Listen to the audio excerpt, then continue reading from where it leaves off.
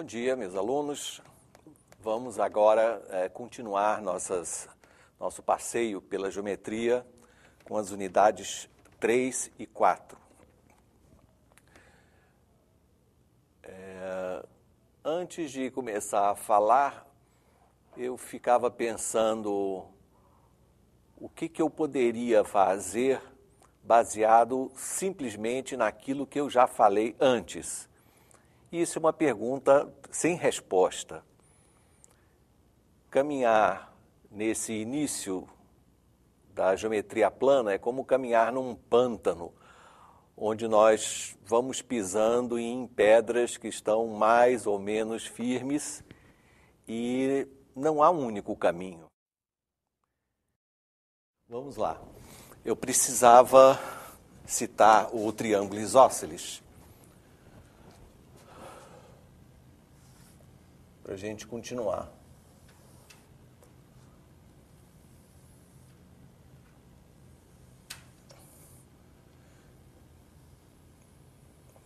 Então imagine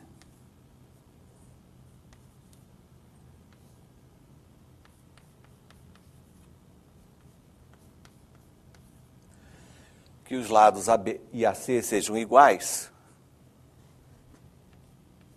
e o nosso teorema afirma que os ângulos da base, quer dizer, junto ao lado diferente, também são iguais. A demonstração disso é elementar e tem em todos os livros e consiste em escolher o ponto médio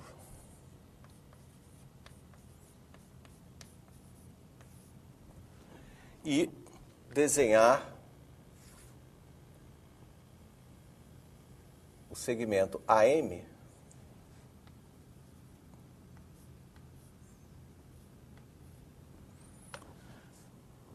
e observar que os dois triângulos formados, AMB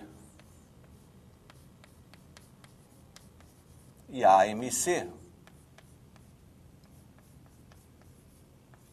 são congruentes. Caso, óbvio, L, L, L, lado, lado, lado, né? Lado comum, por hipótese, AB e AC são congruentes, e eu escolhi justamente o ponto médio de BC para forçar a congruência desses dois triângulos. Conclusão imediata, primeiro, que os ângulos da base são iguais também, e dois fatos que decorrem naturalmente.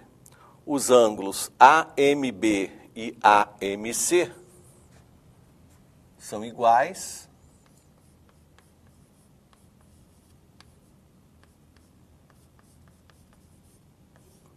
como a soma deles é um ângulo raso, que nós chamamos 180 graus, cada um deles mede 90 graus, significa então que AM, que foi desenhado como mediana, é também altura. A mesma congruência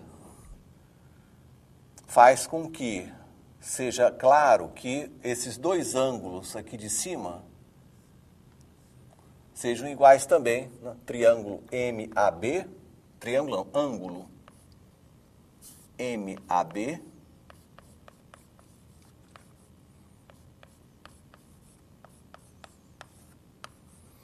e ângulo MAC são iguais também, o que significa que a M, que era inicialmente mediana, também é altura e bissetriz. Bom, isso é o clássico e eu vou precisar disso o tempo todo hoje. Existe uma outra demonstração muito curiosa desse fato, que é a seguinte. Isso aqui é o lugar que eu não posso escrever, portanto, eu não estou escrevendo nesse espaço. Existe uma demonstração curiosa que é assim. Os lados AB e AC são iguais. Desejo provar que os ângulos em B e C também são. Imaginemos então o seguinte. Imaginamos o triângulo ABC. Eu recorto o triângulo ABC sem mudar esse ângulo, claro. Retiro este triângulo do plano, viro ao contrário e coloco sobre o desenho original. O ângulo é o mesmo, então as semirretas que formam o ângulo A coincidirão. Como o lado AC tem o mesmo tamanho de AB, então o antigo segmento AC, depois do triângulo virado, coincidirá com o AB, e vice-versa. Portanto, C coincidirá com B, B coincidirá com C, e a base BC coincide com ela própria. Os ângulos, portanto, em B e C, certamente coincidirão. Essa demonstração, ela tem cerca de 200 anos e é muito curiosa porque ela envolve um raciocínio de uma congruência de uma figura com ela própria e para que isso seja necessário, para que seja feito, é necessário retirar a figura do plano e colocá-la novamente nesse plano. Então, frequentemente, quando nós estivermos, isso eu falei antes, examinando coisas de congruência, às vezes vamos ter que fazer coisas assim. Tá? Retirar, pensar nisso, né? Retirar uma figura do plano, virá-la pelo avesso e colocá-la de novo no plano. Bem, eu usei aqui intuitivamente, dizendo assim, esses dois ângulos são congruentes e somam 180 graus. Quer dizer, a expressão soma de ângulos é considerada conhecida. Então, nós vamos falar isso o tempo todo. Um ângulo somado com outro significa colocar um ao lado do outro e verificar a região que é a união das duas. Então, expressões como somar ângulos, subtrair ângulos, dizer que um ângulo é maior ou menor que outro, imagino que todos consigam fazer sem problemas. Também não citei, mas dois ângulos opostos pelo vértice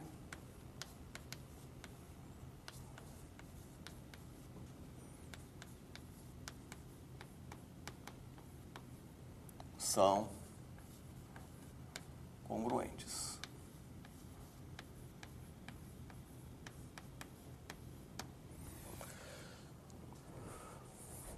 E a demonstração desse fato decorre instantaneamente do que seja somar ângulos. Então, nesse meu desenho, alfa e alfa' são ângulos opostos pelo vértice, e aqui entre eles aparece um beta, e se eu sei somar ângulos, eu posso dizer que alfa mais beta é um ângulo raso, olhando para a reta R, e sei dizer que alfa' mais beta também é o ângulo raso, olhando agora para a reta S. Alfa mais beta igual a alfa' mais beta, implica que alfa seja igual a beta. Alfa igual a alfa', perdão. Bem, então acho que nós estamos preparados para o grande teorema de hoje, que eu acho, que é o teorema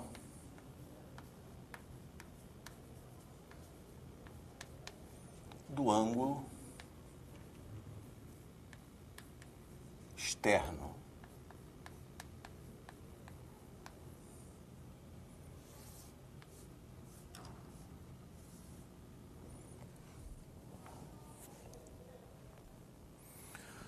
Ângulo externo é um conceito definido em qualquer polígono convexo, em particular, num triângulo.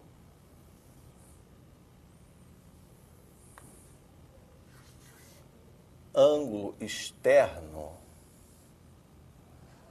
é um ângulo formado por um lado do triângulo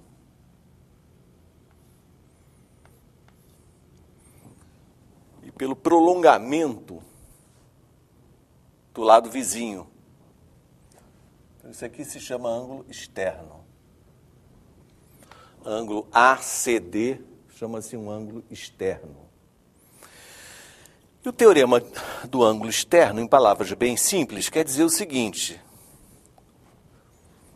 em todo o triângulo,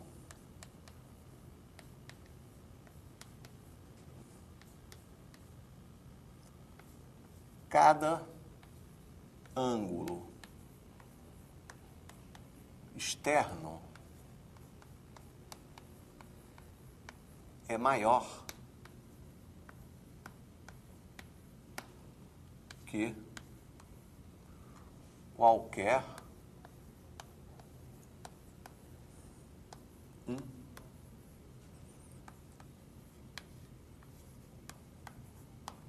dos ângulos internos não adjacentes.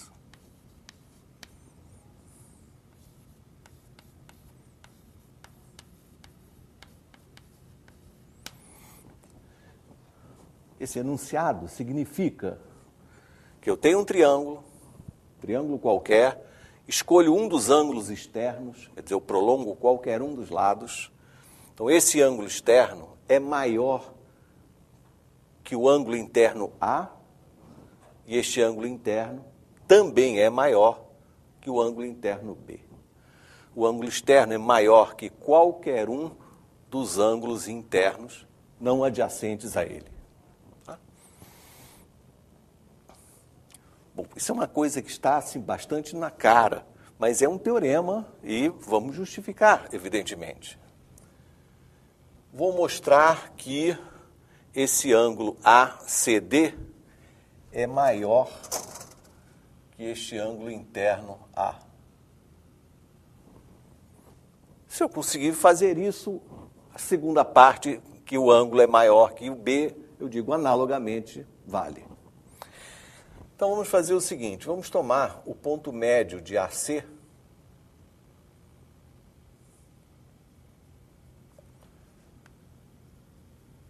tomar esse ponto aqui, M,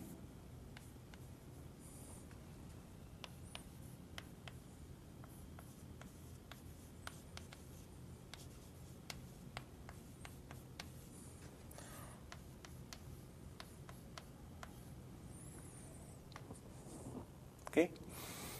E vamos traçar uma semirreta BM e mais ainda, vamos tomar o comprimento de BM e dobrar, achando lá fora este ponto N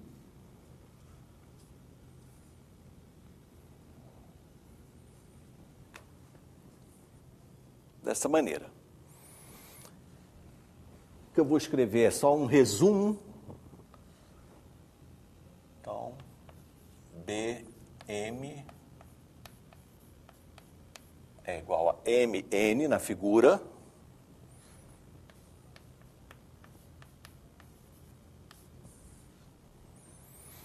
E vou ligar N com C.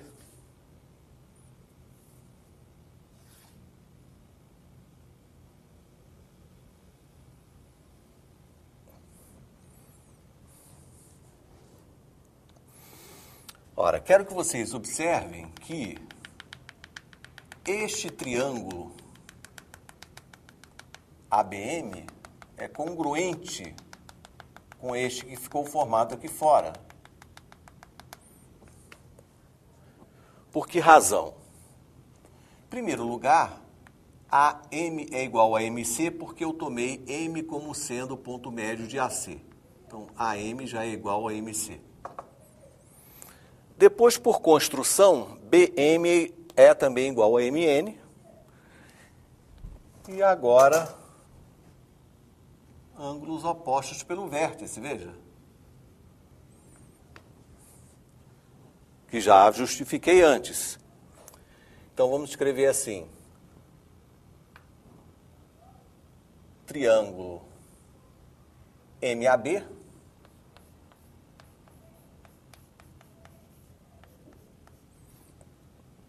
é congruente com triângulo MCN, caso lado, ângulo, lado,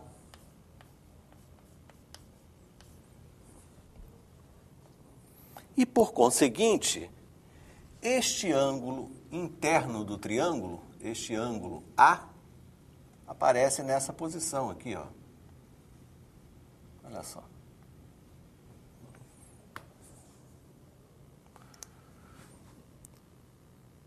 Então, o ângulo A, que é o ângulo BAC,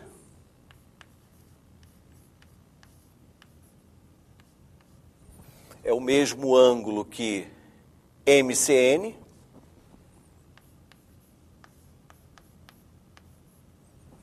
mas o ângulo MCN é um ângulo menor do que MCD, porque o ângulo MCN está contido no ângulo MCD.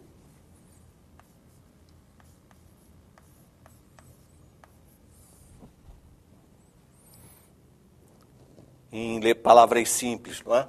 O ângulo A interno do triângulo é menor do que o ângulo C externo.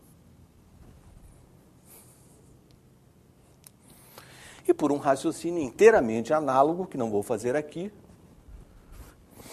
eu provo também que o ângulo externo é maior que o ângulo B. Essa história de imaginar uma mediana e dobrar o seu comprimento é um artifício que vocês devem gravar, porque ele será utilizado e muito bem utilizado em diversos exercícios e situações que vêm a seguir. Em particular,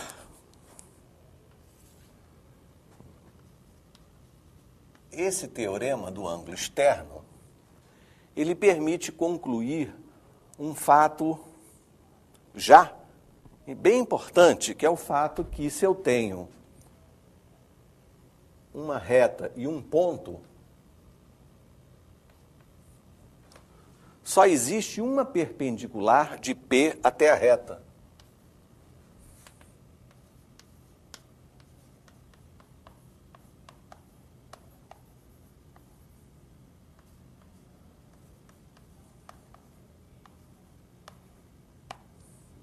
Só existe uma perpendicular de P até R.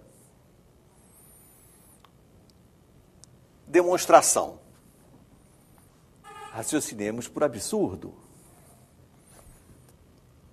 Imagine uma perpendicular. Imagine uma outra perpendicular. Qual é o absurdo dessa situação? É que nesse triângulo que ficou formado, um ângulo externo, que é o da direita, é reto e é igual a um ângulo interno, o da esquerda, que também é reto. Então, absurdo.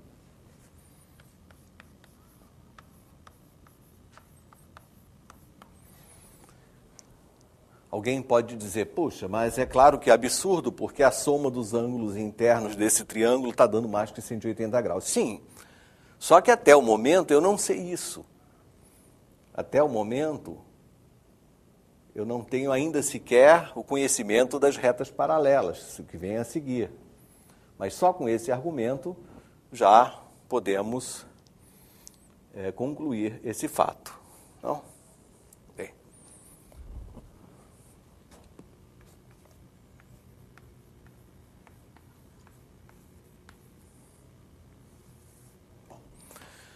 Estamos no plano.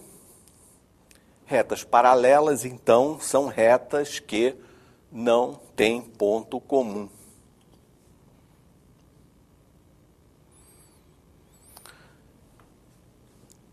Vou fazer algumas afirmações com o seguinte enunciado. A reta T é transversal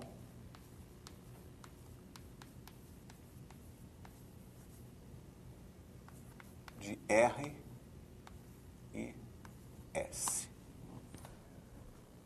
Esse termo, ser transversal, quer dizer que é uma reta que corta as duas primeiras.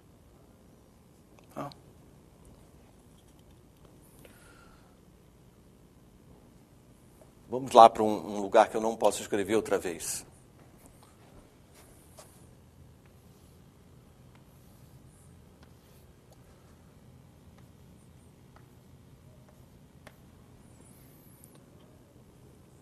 A reta T é uma transversal a R e S. A reta T corta R e S.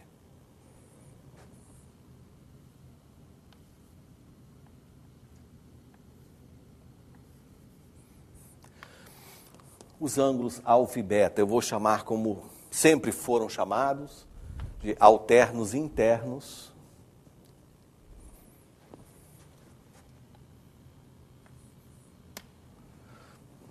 Alfa e alfa', claro, são opostos pelo vértice, porém alfa' e beta eu vou chamar de ângulos correspondentes.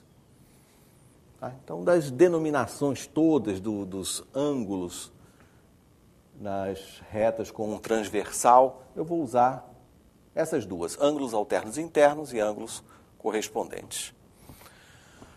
Bom, teorema. Vou chamar teorema 1 desse pequeno capítulo. Teorema 1. Se nessa situação eu tiver ângulos alternos internos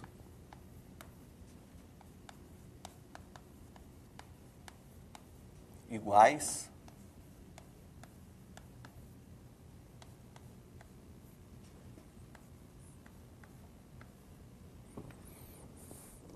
as retas R e S são paralelas.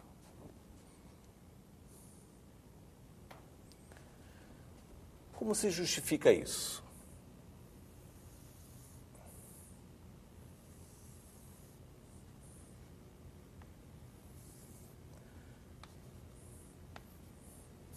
Nesse desenho, R e S são duas retas, não estou dizendo ainda que sejam paralelas.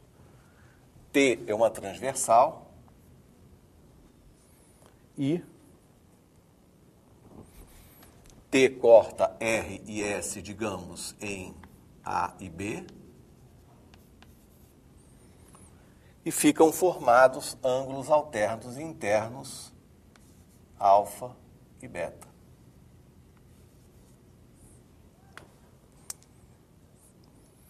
Então, a proposição é: alfa igual a beta implica R paralela a S. Como se demonstra isso? Mais uma vez, as demonstrações das propriedades iniciais da geometria, isso tanto na geometria plana quanto na geometria no espaço, grande parte dessas afirmações é feita por redução ao absurdo, porque nós temos ainda poucas ferramentas, temos pouco material para trabalhar. Então, isso é natural. Como é que fica, então, a demonstração por absurdo? Eu quero provar que R é paralela a S. Então, suponha o contrário.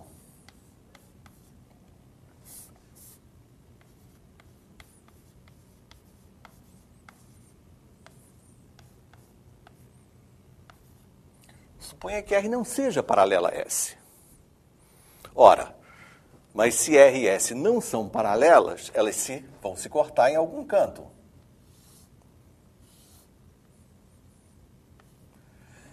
Então, nem que seja muito longe, supondo que R e S não são paralelas, eles se cortam em C. São retas isso, hein, minha gente? Essa curvinha aqui é uma coisa imaginária. Então, ABC é um triângulo.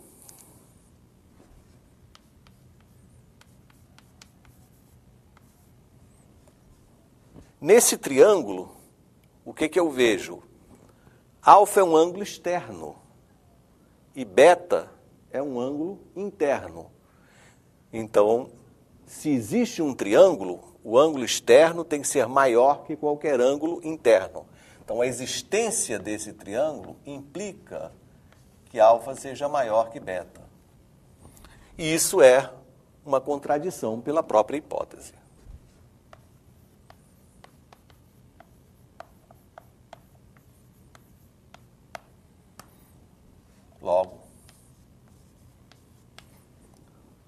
Logo, é falso dizer que R não é paralela a S.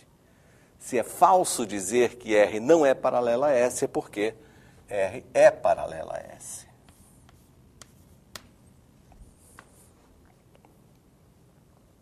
Perfeito?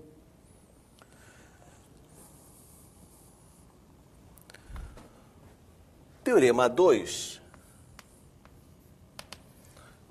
Aliás, os teoremas 2 e 3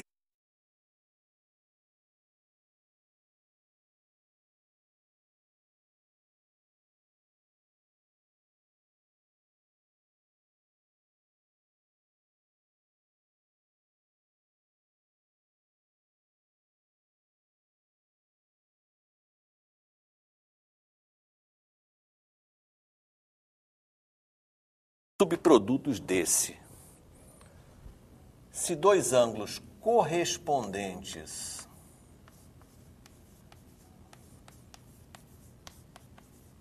são iguais,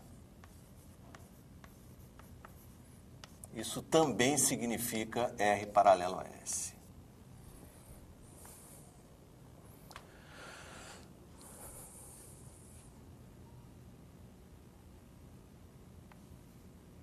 Usando a mesma figura, porque a situação é praticamente idêntica,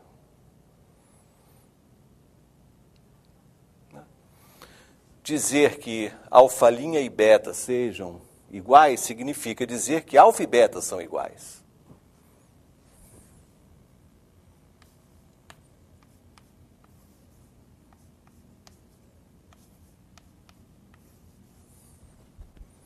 Porque eu já provei que ângulos, né, opostos pelo vértice são iguais, e se agora alfa e beta são alternos internos, segue o resultado instantaneamente.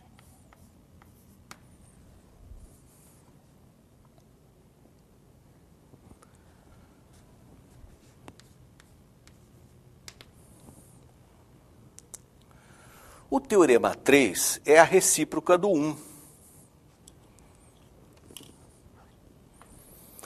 Não, é a recíproca do 2. Teorema que vai implicar a recíproca do 1, claro.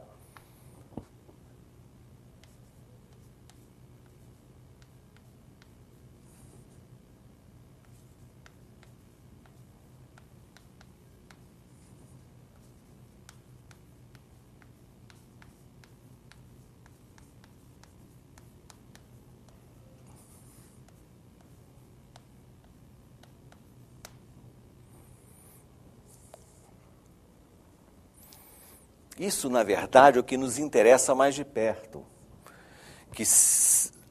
Aqui está provado, né, que ângulos alternos internos iguais forçam que as retas sejam paralelas. Mas eu estou precisando do argumento ao contrário. Eu estou precisando que, se eu tenho retas paralelas, então ângulos alternos internos são iguais, ou ângulos correspondentes são iguais. Nesse ponto, parece que é muito fácil, mas tem um detalhe importantíssimo aí. Nesse ponto, vocês vão perceber que eu estou caminhando razoavelmente bem sobre as minhas pedras, que estão relativamente firmes, mas eu vou chegar a um ponto que eu não consigo avançar.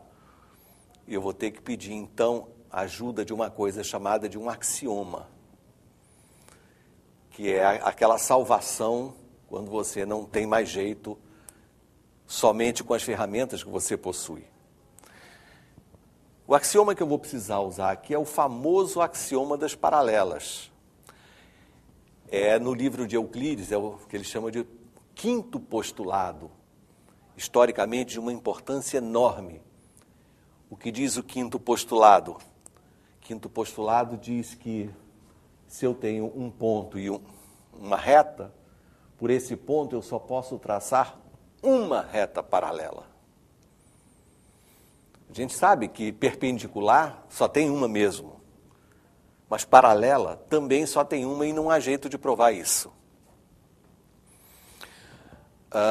Durante esses 2000 anos de história, ou mais até um pouco, muitos matemáticos de excelente qualidade pensaram que esse quinto postulado era, na verdade, um teorema, era um fato que pudesse ser demonstrado com bases em conceitos ainda mais simples.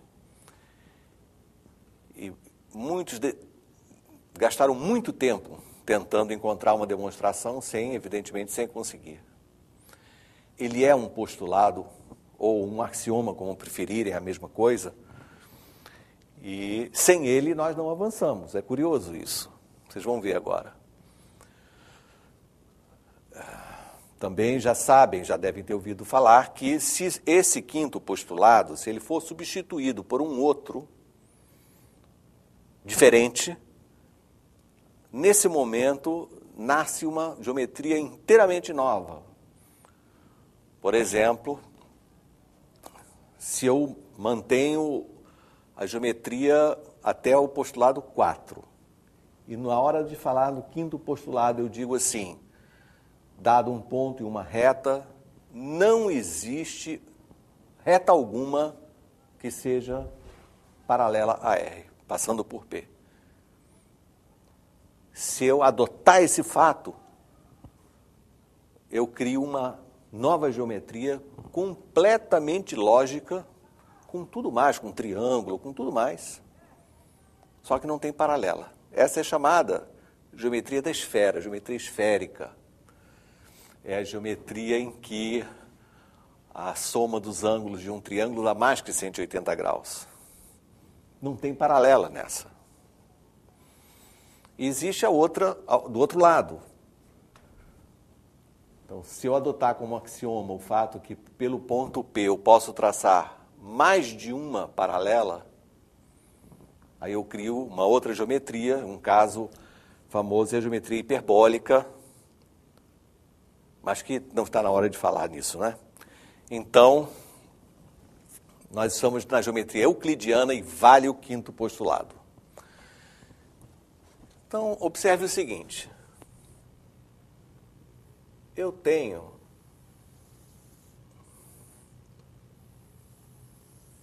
duas retas, agora sim, paralelas. R e S são paralelas. Eu tenho uma transversal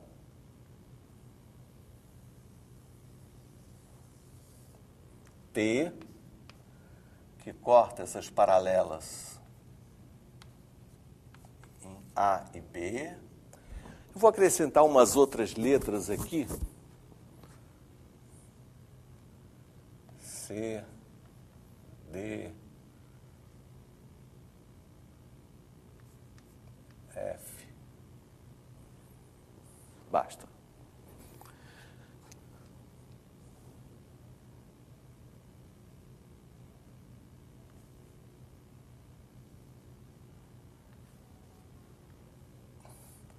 Agora, alfa e beta são ângulos correspondentes.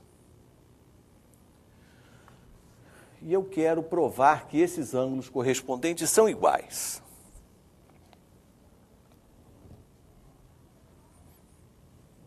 Como vou fazer isso?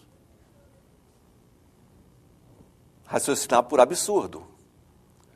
Suponha que não sejam iguais.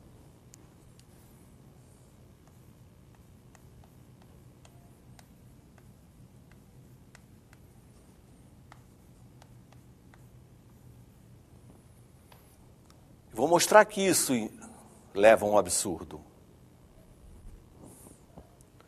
Se alfa e beta não são iguais, um é menor que o outro. Então, como tanto faz você imaginar que alfa é menor que beta ou maior que beta, vou fazer um caso só.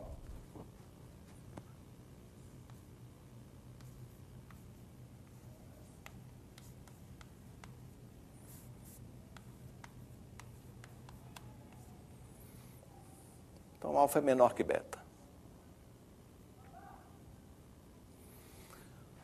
Se alfa é menor que beta, eu vou construir um ângulo igual a beta. Então, eu vou desenhar uma reta aqui.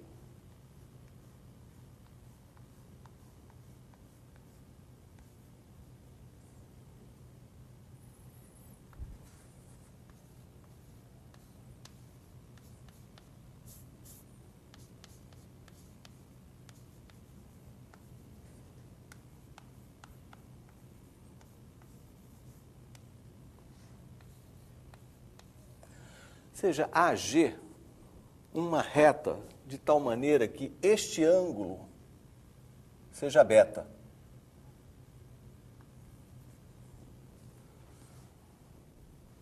Ok? Repetindo, as retas RS são paralelas e os ângulos correspondentes, eu estou imaginando que eles não são iguais. Se não são iguais, um é menor que o outro. Então, imaginei, por exemplo, que alfa seja menor que beta. Se alfa é menor que beta, eu peguei o ângulo beta e marquei o ângulo beta lá em cima, criando essa reta AG, de tal maneira que FAG seja beta.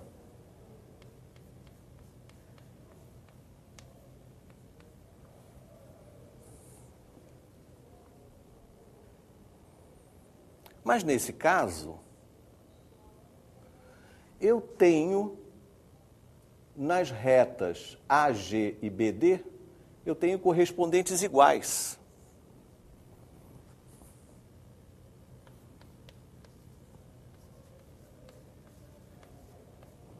As retas AG e BD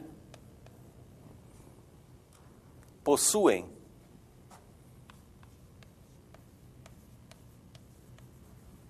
correspondentes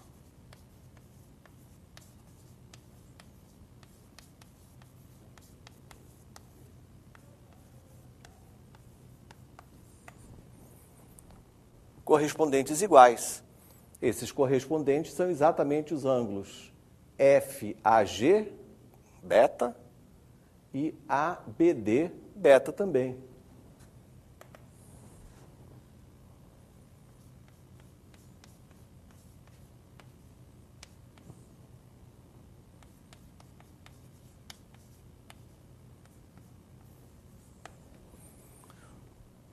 Ora, mas pelo teorema 2, correspondentes iguais significa que as retas são paralelas.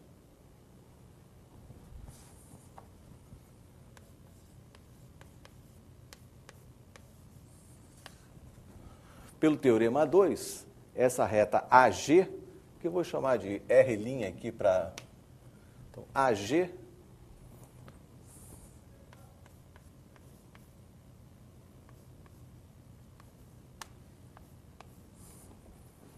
é paralela a BD, que é a reta S.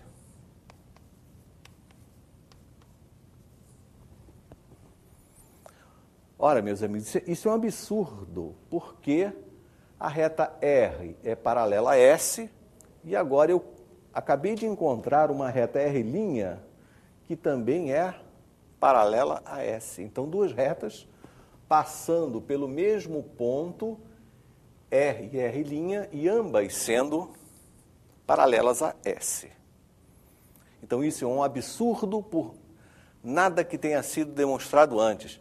É um absurdo pelo quinto postulado.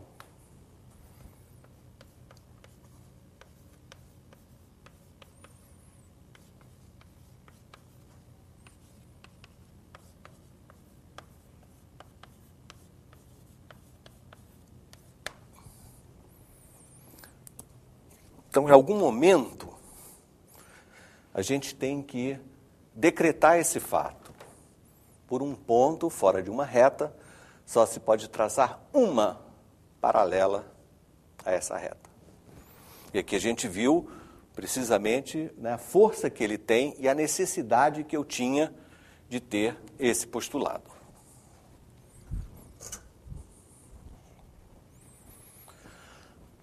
Aí as coisas seguem facilmente.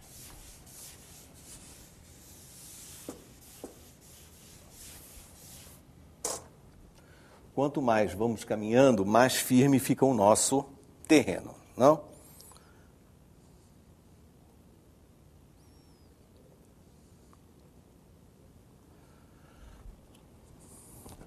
Logo em seguida,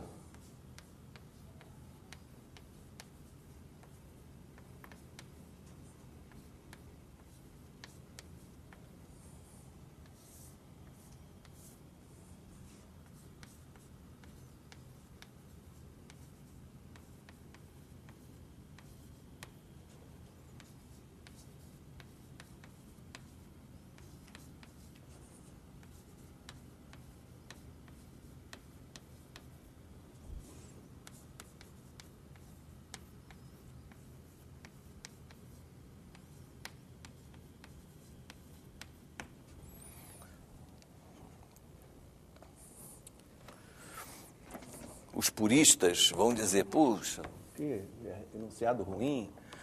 A soma dos ângulos de um triângulo é igual ao ângulo raso, é igual a 2 ângulos retos. Corretíssimo. Nós aqui, por uma questão de tornar as coisas mais informais, nós associamos cada ângulo com a sua própria medida. Então eu falo, daqui a pouco nós vamos falar em seno de 30 graus. Aí os puristas vão dizer que absurdo, seno de uma medida. Deve-se dizer seno de um ângulo cuja medida é 30 graus. Mais uma vez concordo, mas nunca vou falar desse jeito. E os matemáticos não falam assim. A gente fala seno de 30 graus mesmo.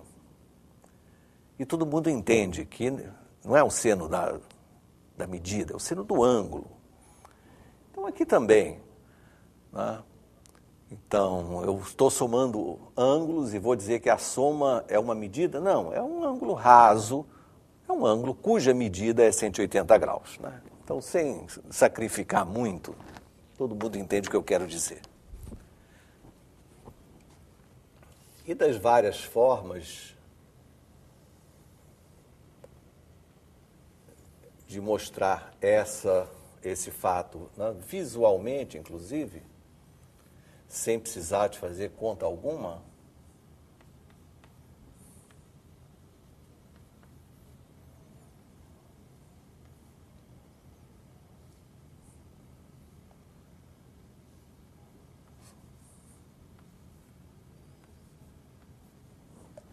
imagine um triângulo, seus ângulos internos.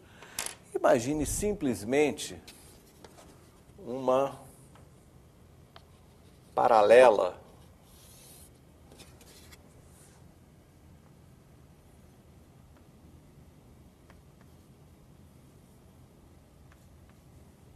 CX grande, paralela a AB.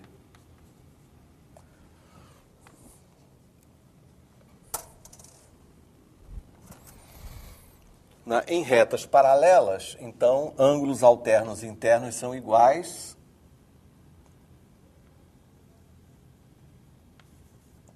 Então, o x assume essa nova posição. Em retas paralelas, ângulos correspondentes são iguais. Olha o correspondente de y lá do outro lado. E a soma, né, dos 3 ângulos igual ao ângulo raso.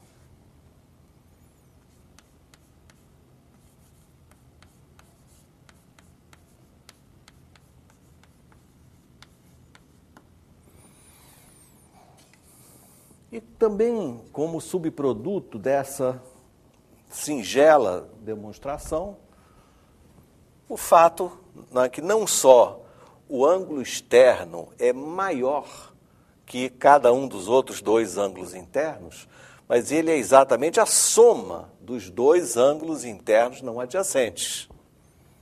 Então, o ângulo externo em C, o ângulo C externo, é a soma dos ângulos internos A e B.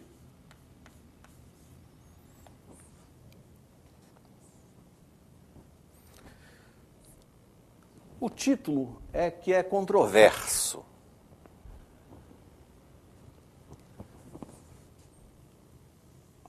Há uma forte impressão que esse resultado tenha vindo de Tales, mas não há certeza absoluta. Inclusive, o que nós aqui no Brasil chamamos de Teorema de Tales não tem esse nome em outros países. Na Alemanha, por exemplo, o que é conhecido lá como Teorema de Tales é o fato que todo ângulo inscrito numa semicircunferência é reto. Então, Teorema de Tales é uma coisa que aqui é esse fato, mas em outros países, por exemplo, é outro fato. Só a curiosidade, não é? Bem, temos mais.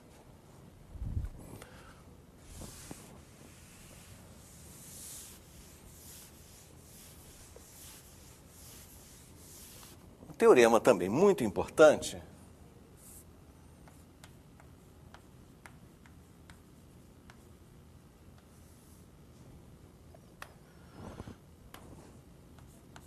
é o seguinte. Eu tenho um triângulo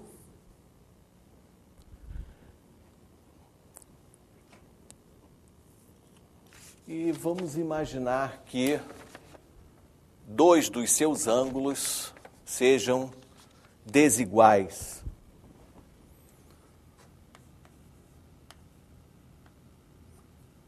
B e C são desiguais. Vamos imaginar B maior que C.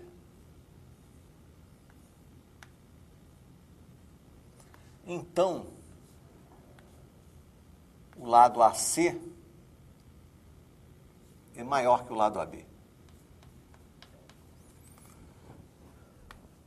Então, num triângulo, se o ângulo B é maior que C, o lado AC é maior que o lado AB. E ao contrário também. Se dois lados são desiguais, o maior ângulo está oposto ao maior lado.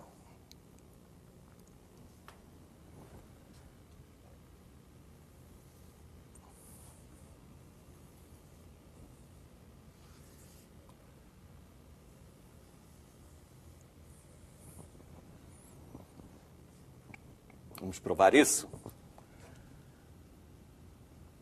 Triângulo ABC. Olha que no meu desenho, para facilitar a minha cabeça, eu já fiz o ângulo B maior que o C. Eu já estou observando o lado AC maior que o lado AB, mas isso é apenas uma observação. Eu tenho que partir de um dos lados e concluir o outro. Para começar, eu vou fazer a volta. Eu vou tomar como ponto de partida AC maior que AB. Então, eu vou fazer essa parte da afirmação.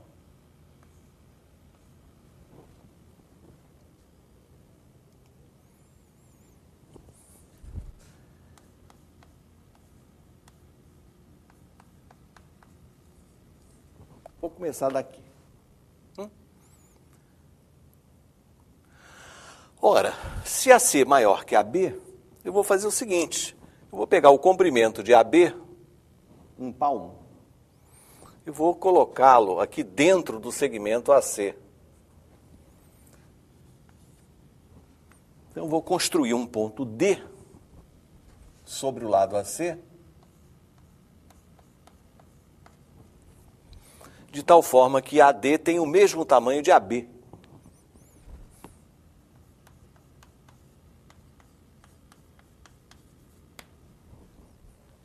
Perfeito? Vamos ligar então agora B com D.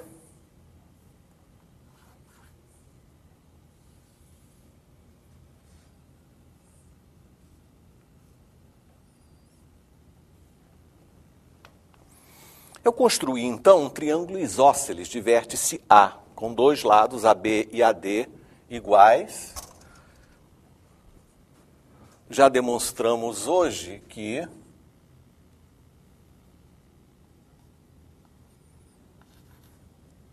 os ângulos, vou botar X e X', são iguais.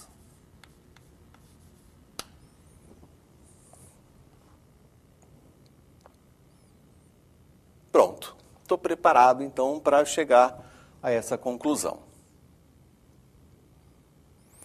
O ângulo B do triângulo, né, que é o ângulo ABC,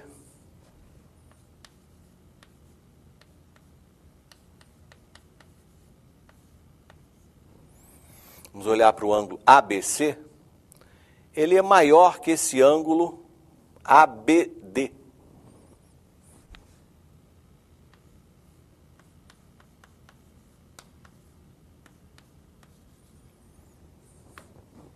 Que é o meu X. Mas que é igual ao X', que está do outro lado.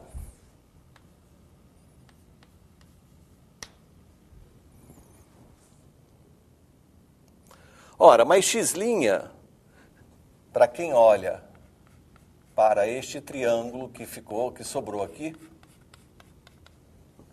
X' é um ângulo externo desse triângulo. Ora, o ângulo externo é maior que qualquer um dos ângulos internos. Então, X' em particular é maior do que C.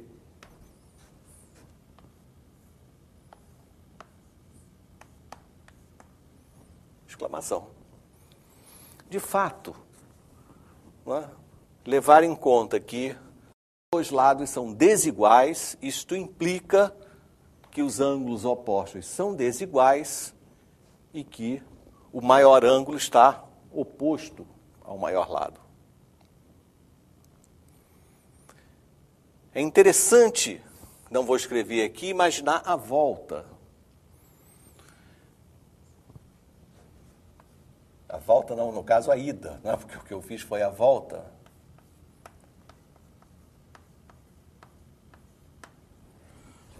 Começar com B maior que C.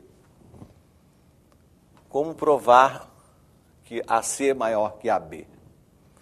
Vou dar uma dica. Tem no material, mas pensem numa coisa diferente, mais argumentativa. Imagine que realmente B seja maior que C. Como é que você nega AC maior que AB? A negação disso é AC menor que ou igual a AB. Ora, AC igual a AB não pode, porque senão o triângulo seria isósceles e os ângulos B e C teriam que ser iguais, contradição. AC menor que AB, então é de novo o que a gente acaba de demonstrar. AC menor que AB implica, pela primeira parte do teorema, que B seja menor que C, contradição novamente. Eu falei rápido, mas vocês pensem que essa parte do teorema é justamente uma dupla contradição. E é ótimo feito assim. Ok? Bom, finalmente,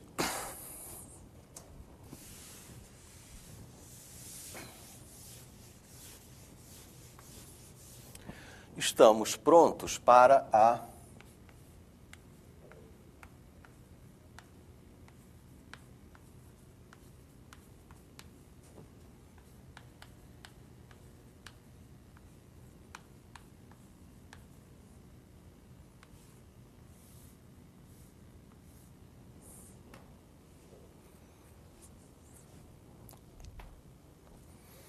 desigualdade triangular, que é aquilo que a intuição diz assim, que é o segmento de reta dá a menor distância entre dois pontos, né? Qualquer outro percurso ligando dois pontos dados. Se não é uma reta, então tem que ser maior. Por quê? Bom, imagine que, inicialmente, os pontos B, A e C sejam colineares. Nessa figura é onde nós definimos a soma de segmentos. Aqui nós definimos que BC é BA mais AC.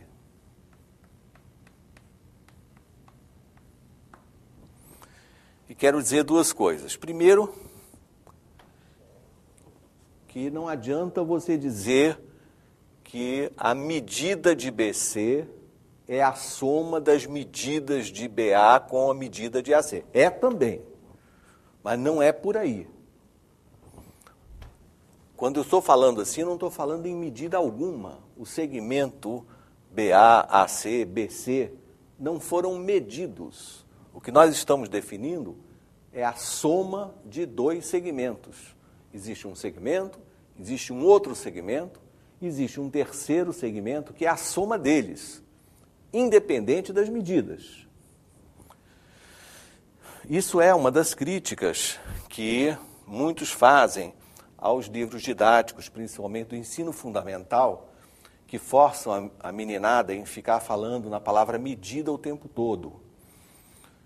Está certo que as coisas podem ser medidas, mas elas existem muito antes de serem medidas. Então, dois segmentos se somam ou se subtraem, dois segmentos eu posso comparar um com o outro, dizer quem é maior ou menor, segmentos de mesmo tamanho são congruentes, ângulos também. Então, essas operações elementares, elas existem com as próprias figuras. Isso aqui é uma beleza, dá riqueza à nossa matéria. Ela não depende da medida. Então, perfeito, está escrito ali, BC, BA mais AC. Outra coisa é que escrever BA ou AB é exatamente o mesmo, já que a nossa geometria não é orientada.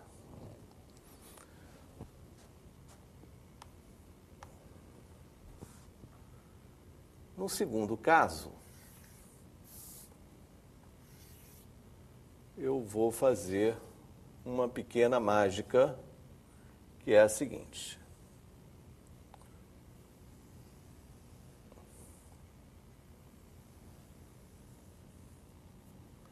Está aqui o meu triângulo A, B, C. Para tornar as coisas mais claras, eu vou chamar este comprimento de segmento de A, Azinho, este de B, este de C. Então, o que eu quero provar é que qualquer lado de um triângulo é menor do que a soma dos outros dois.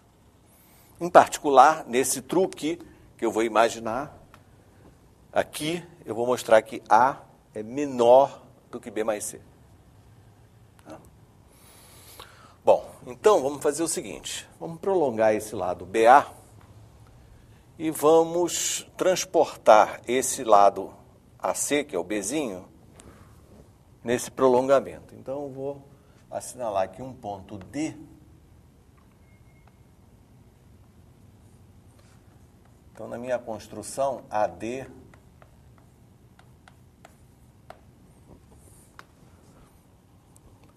é AC, que é esse Bzinho aqui. Vou botar ele aqui também, ó.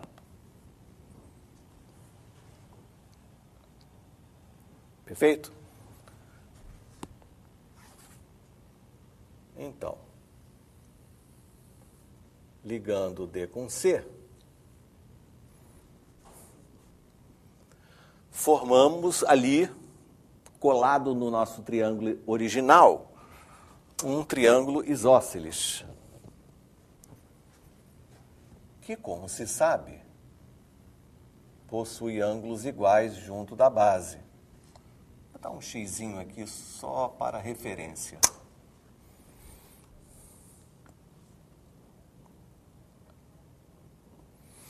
E vamos olhar para o triângulo grande, triângulo BCD.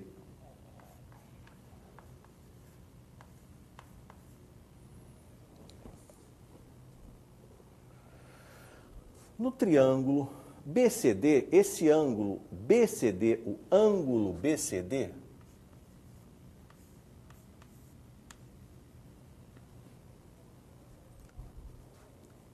ele é maior do que esse ângulo ACD, que é o xizinho. Vou começar de novo. ACD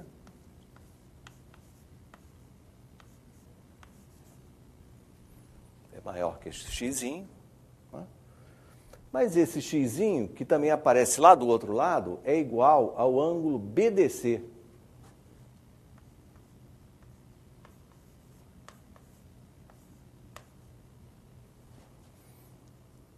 Então, olha só, este ângulo que eu estou pegando nele aqui, ó, ACD, é maior que esse.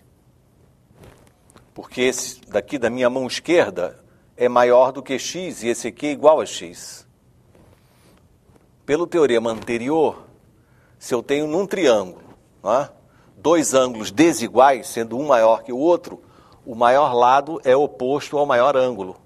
Então, o fato desses dois ângulos serem desiguais, o primeiro maior que o segundo, significa que o lado oposto a esse ângulo, que é o B mais C, então isso daqui implica que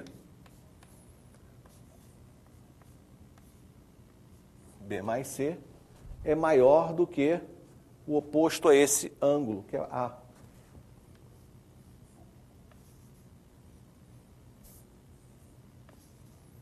Três exclamações.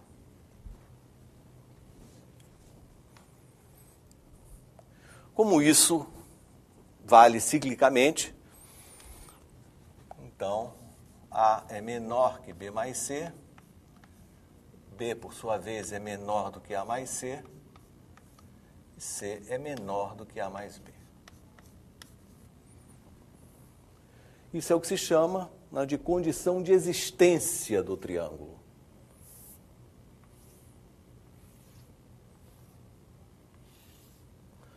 Condição de existência do triângulo. Qualquer lado é menor que a soma dos outros dois. Em particular,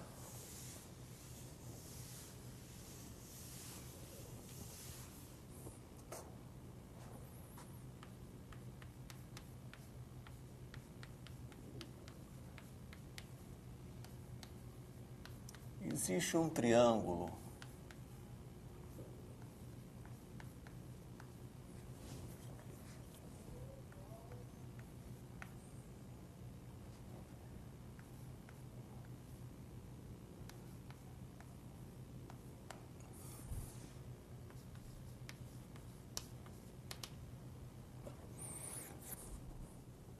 Existe um triângulo dos lados 10, 7 e 19? A resposta é claro que é não.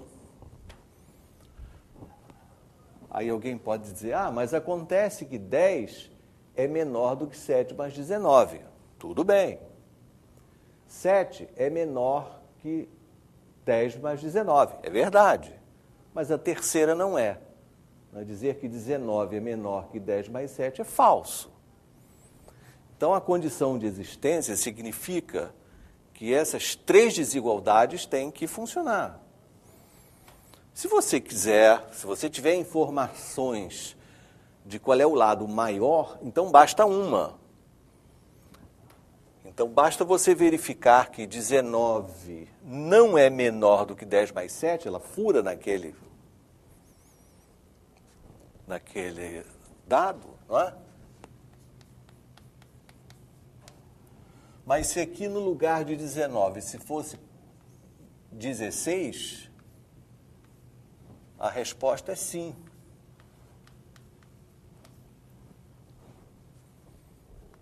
Então, basta testar para o lado maior. Se o lado maior satisfaz, ele é menor que a soma dos outros dois, então, por mais forte a razão, as outras duas desigualdades também acontecerão.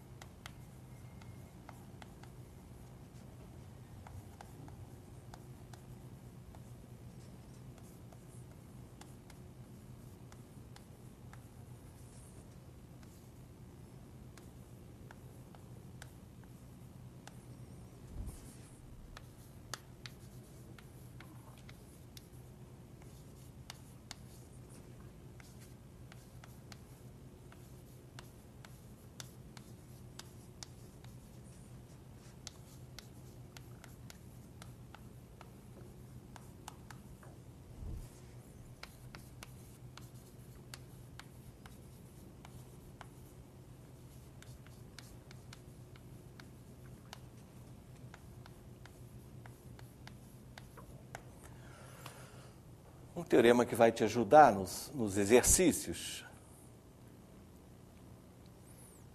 é o chamado teorema da envolvente, que rapidamente eu explico o que é. Em primeiro lugar,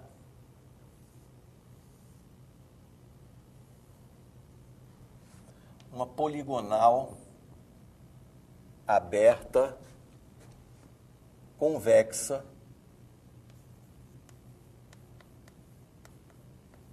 bem que tinha um espaço aqui para eu completar. Um poligonal aberta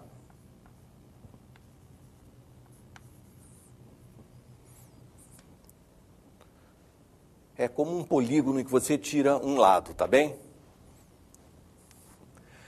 Convexa, nesse caso, como é que você pode caracterizar uma coisa aberta ser convexa?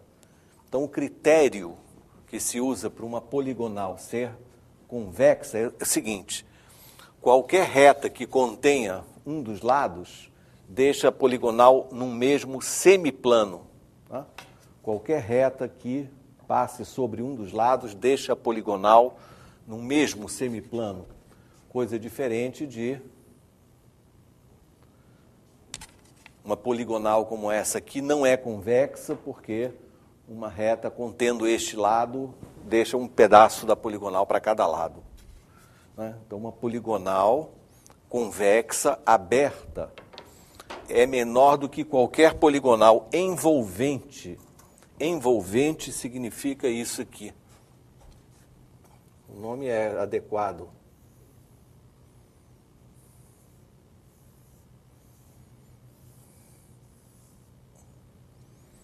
Então, essa aqui é envolvente. Essa aqui é poligonal P.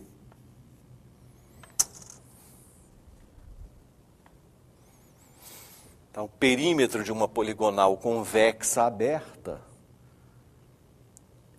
perímetro, não é? A soma dos seus lados é menor, estritamente menor que o perímetro de qualquer outra envolvente de mesmas extremidades. É ultra intuitivo, mas merece uma demonstração, e a dica é clara, né? Você pega cada ladinho, prolonga, onde bate lá, usa a desigualdade triangular e vai andando, etc. Fica para vocês. Muito bem. Então, hoje nós falamos de paralelas, desigualdade triangular. Vamos fazer os exercícios. Vocês devem fazer os exercícios.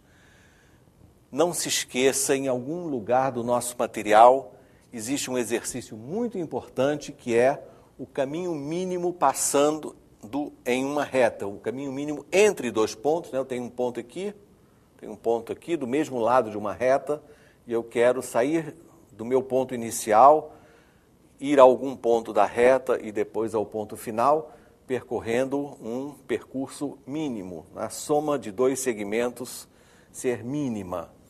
Esse problema que vocês vão encontrar em qualquer momento por aí é extremamente importante. Tá? Então, semana que vem vamos falar dos quadriláteros, dos paralelogramos e trapézios, né, continuando essa nossa jornada. Tá? Muito obrigado e até a próxima vez.